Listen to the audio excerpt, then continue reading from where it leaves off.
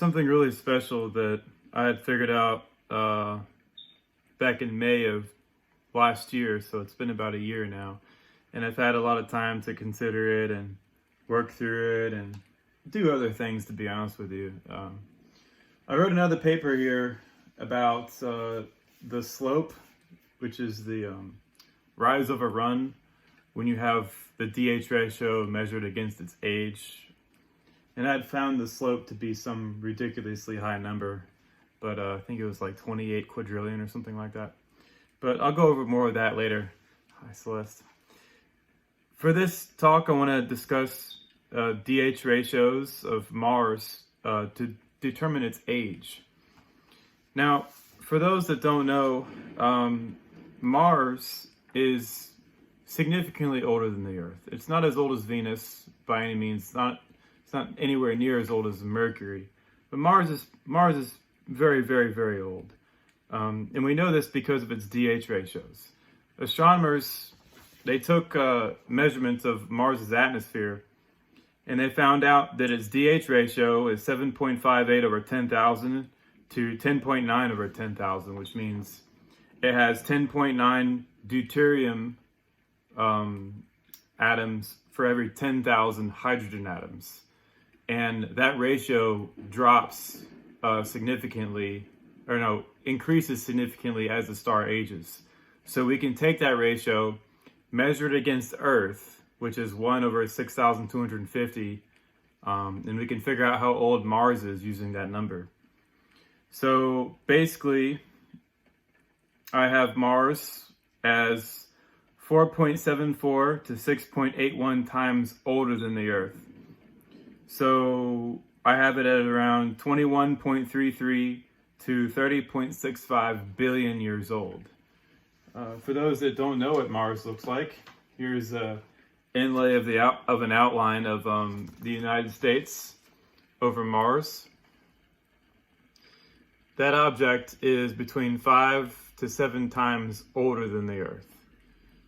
It's not 4.6 billion years old as claimed by the dogma. Now remember, the dogma, they have all the objects in the solar system all being nearly the same age, which is clearly impossible. So what ends up happening is when you have all these objects that are in different stages of evolution being forced to all be the same age, yet they have measurements that are all different from each other. The DH ratios, their masses are all different, their heat fluxes are all different, their axial angular momentums are different. When you have these objects all supposedly the same age, you have to do mental and mathematical gymnastics to force those explanations to work, to force them all to be the same age. And that's the big issue here that we're dealing with. Mars, in the general theory, sits a little bit past the dead zone. And I remember I was discussing this with Baz. The dead zone is like this little green area of the graph where the green area just sort of tapers off into like a little reddish area. I would say Mars, it's less massive than Earth. Earth is probably about like right here. These are Earths, but Earth is probably like right here. It's a little bit less massive, so it's a little bit down and to the right. So probably somewhere down here. And as you notice, it's above the Taylor threshold, which is that little purple line, which means for sure Mars had life on it. I don't know how much life, but there was definitely life on Mars in the past. I don't think it's very hard to imagine that.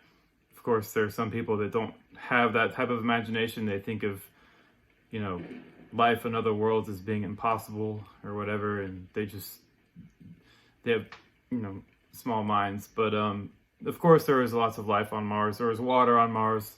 Mars was a place full of exotic creatures running around. I'm not too sure if it had like people on there like us, but there's definitely exotic creatures running around on it in the past. But of course, it exceeds age. It exceeds the Earth's age, probably around 5 to 7 times older than the Earth.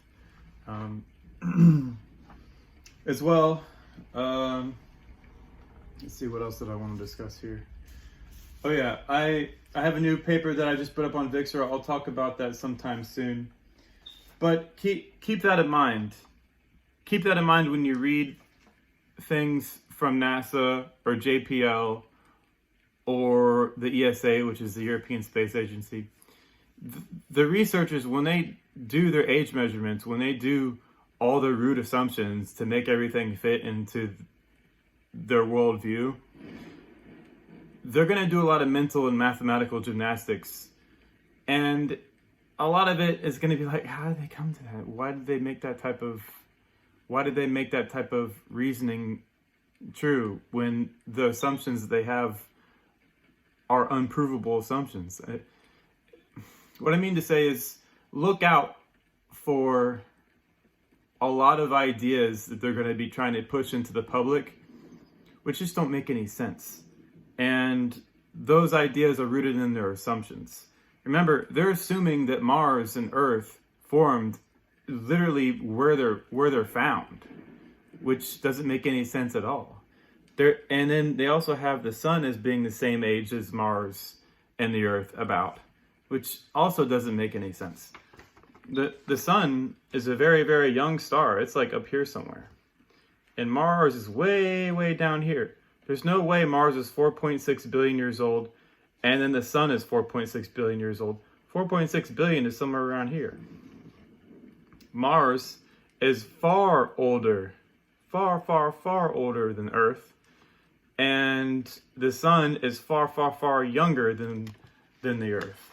So they have these weird little things that all need to be recycled through because they're not working at all. The observations they're making of these exoplanets doing all these weird things, none of it actually makes any sense anymore. And hopefully this understanding can help them abandon their ideas. This object, this isn't the same age as the Earth. It's far, far older than the Earth.